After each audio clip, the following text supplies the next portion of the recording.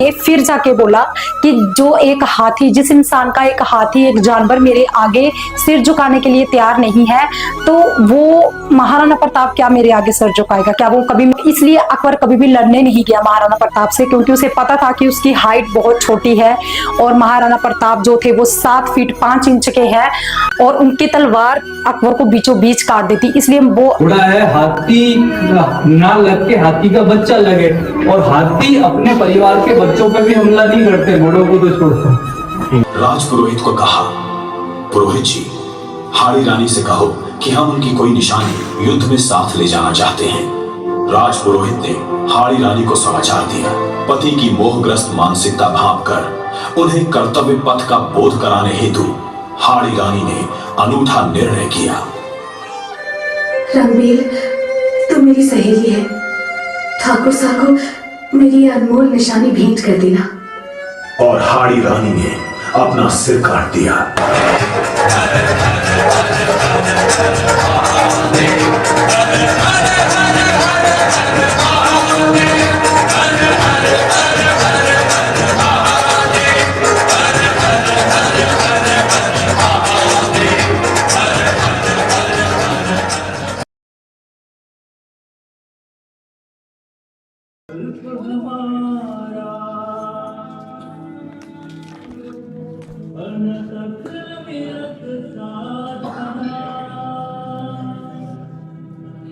इस दिन प्रतिपल चलती आई राष्ट्र धर्म आराधना।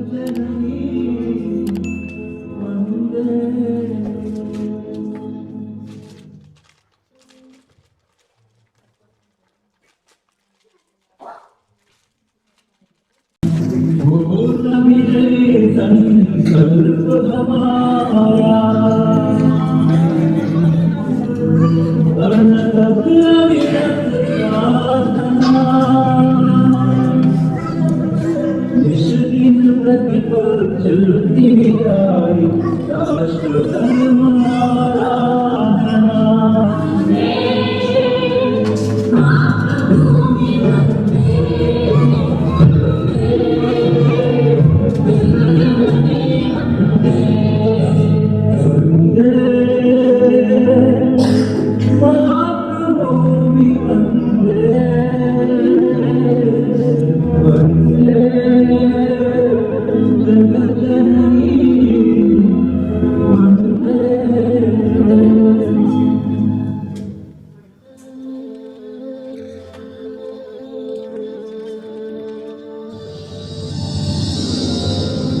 चंद्रशेखर आजाद की मां बहुत गरीबी में जीवन यापन कर रही थी।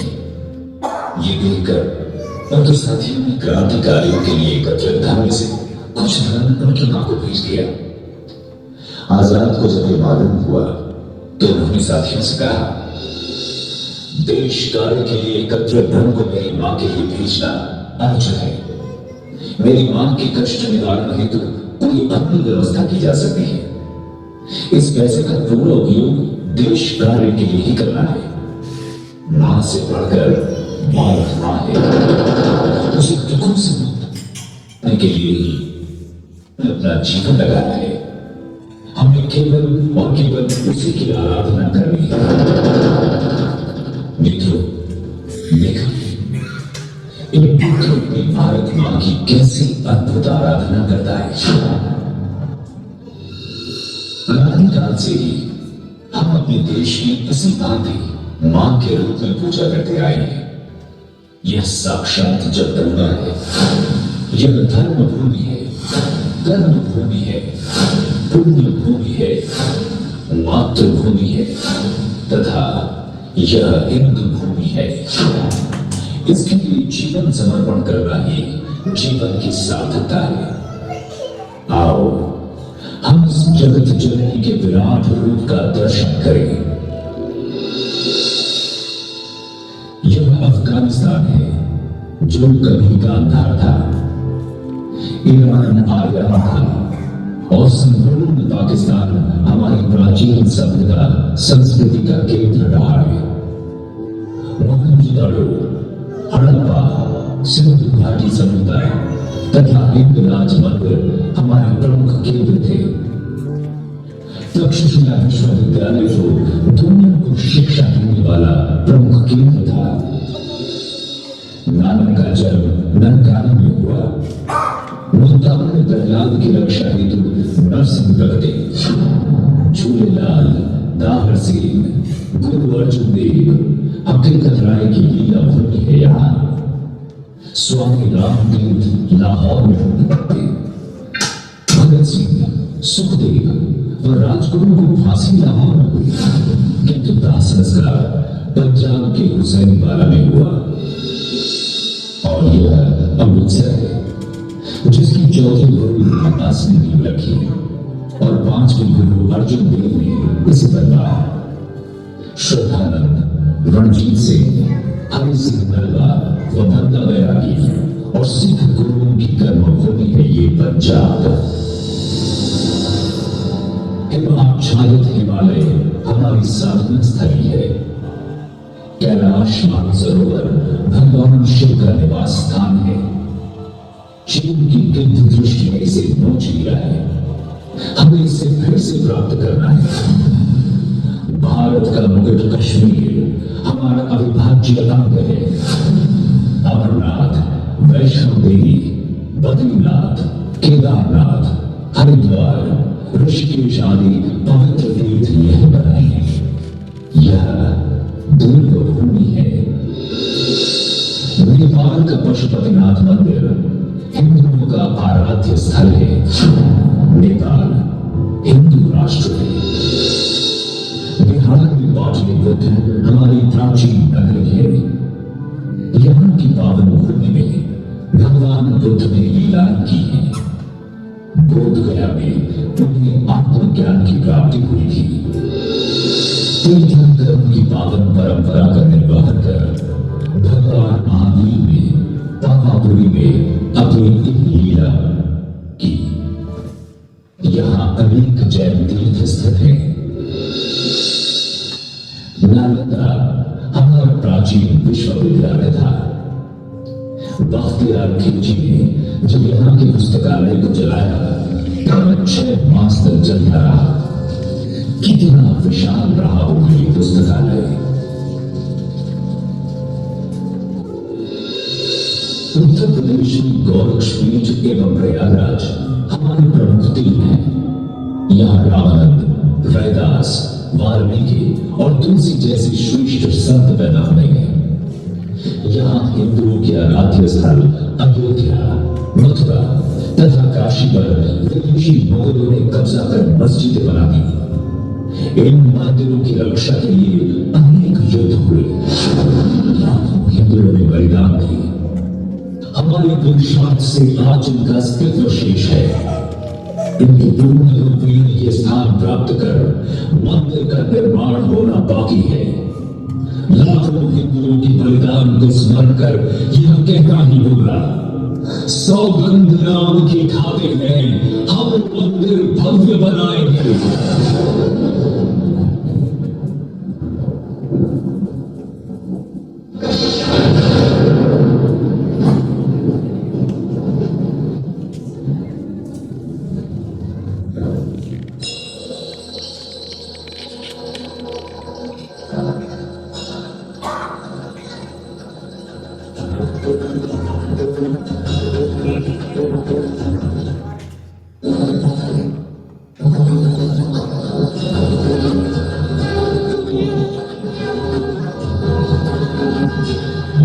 जय श्री राम। भारत के दक्षिण में सिंधु सागर, हिंद महासागर और गंगा सागर, यह भारत मां की चरण वंदना करते हैं। यहाँ गगन चुंबी पर्वतों से प्रवाहित होने वाली प्राचीन नदियां गंगा, यमुना, सरस्वती, सिंधु, ब्रह्मपुत्र, नर्मदा, गोदावरी, महानदी तथा कावेरी हमें पवित्र करती हैं। इसमें से सरस्वती आज भी धरती के अंदर प्रवाहित हो रही है, जिसके किनारे हमारी प्राचीन सभ्यता का विकास हुआ था। इसके वैज्ञानिक प्रमाण मिल गए हैं। यह ब्रह्म सरोवर है। यहां के कुरुक्षेत्र में महाभारत युद्ध हुआ था।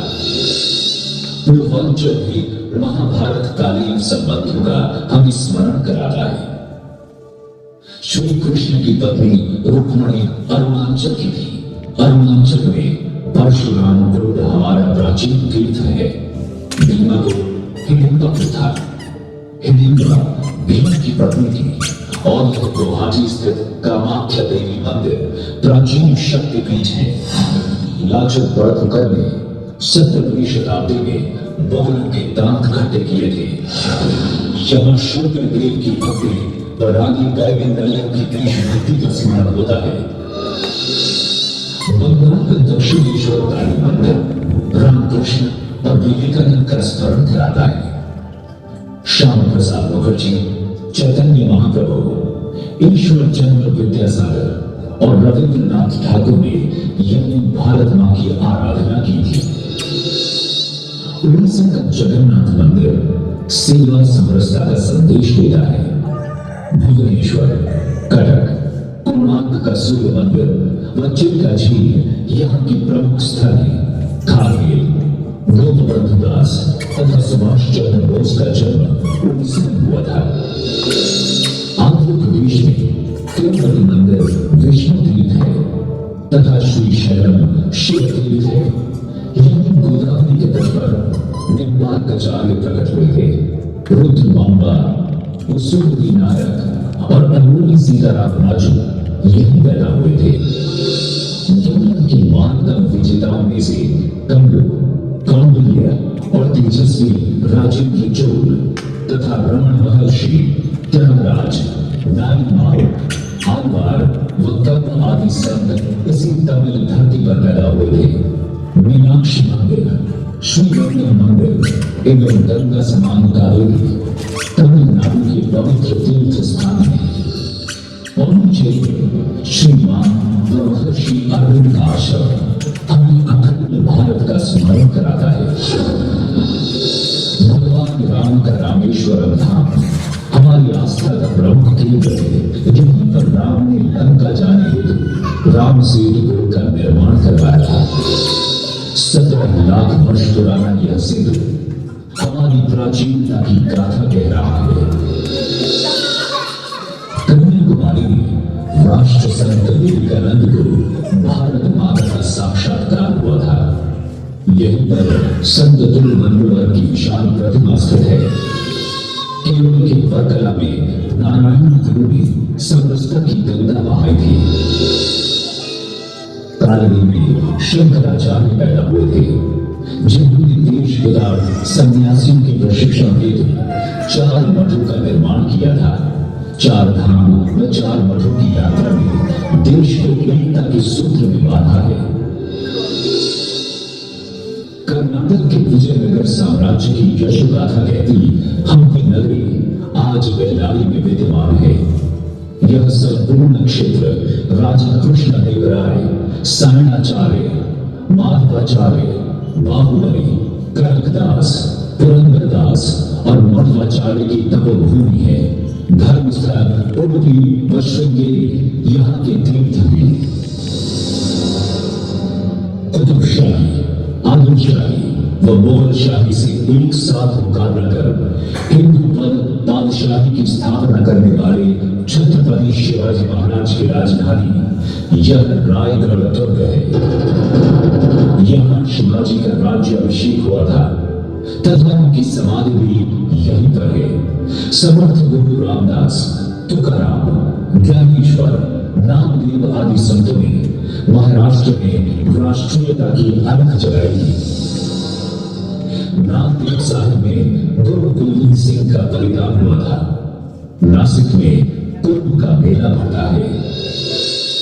समाज जीवन के रोगों का निदान करने के लिए हिंदू समाज को संगठित करने का कार्य नागपुर में प्रारंभ हुआ।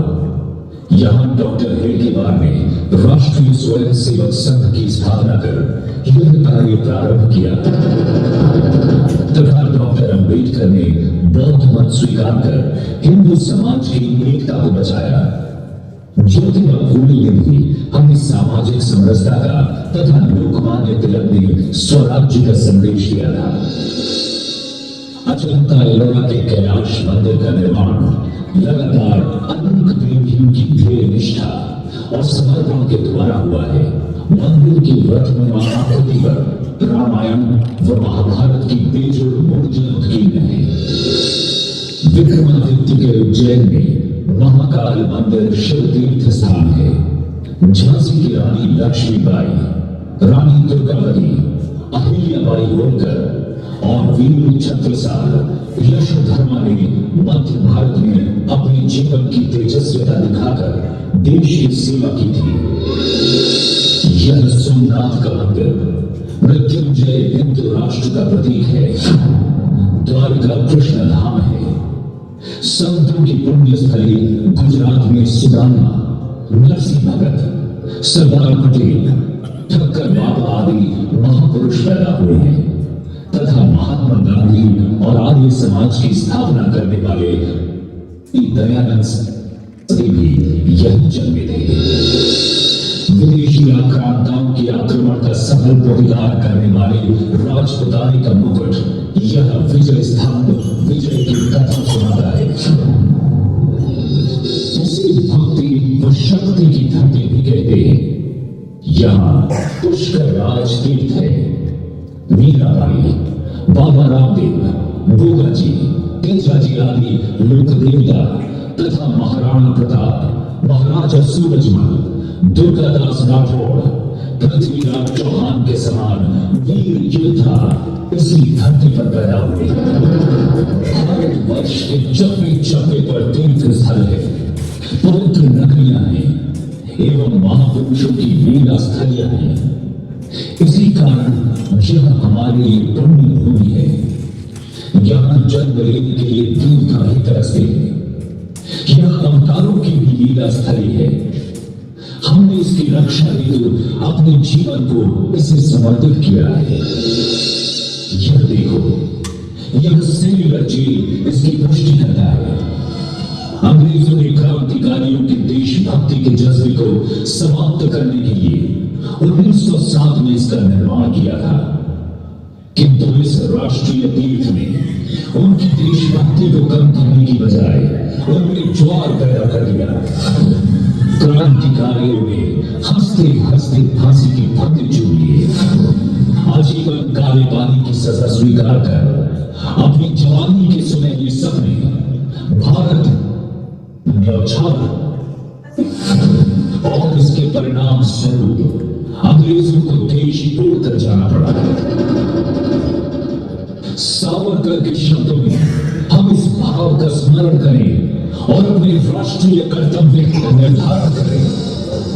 फिर प्रश्न उठा, यह मां क्यों आज मलिन है? हम सबके रहते क्यों है वह दुखियारी? उन संतानों को धिक्कारेगी दुनिया जिनके रहते उजड़े मां की फुलवारी। बोलिए, तब मालूम मौत जागनी बोली, देखो यह जीवन मां के हित में हो। फिर दूर गगन से विमल चंद्रमा बोला, तो देश कार्य में यह तरुणाई देखो। यह नहीं किसी की नकल, न ही कोई अंधभक्ति। हमने यह व्रत था सोच समझ बनाया। यह पथ क्या क्या चालेगा आगे चलकर थी पूर्व कल्पना, फिर भी कदम बढ़ाया। काटेंगे हम मां के बंधन, काटेंगे यह जीवन ज्योति इसी हेतु सुलगेगी। बांटेंगे हम सब मां के दुख बांटेंगे। यह भूत प्रतिज्ञा कभी नहीं टूटेगी। भारत माता की जय।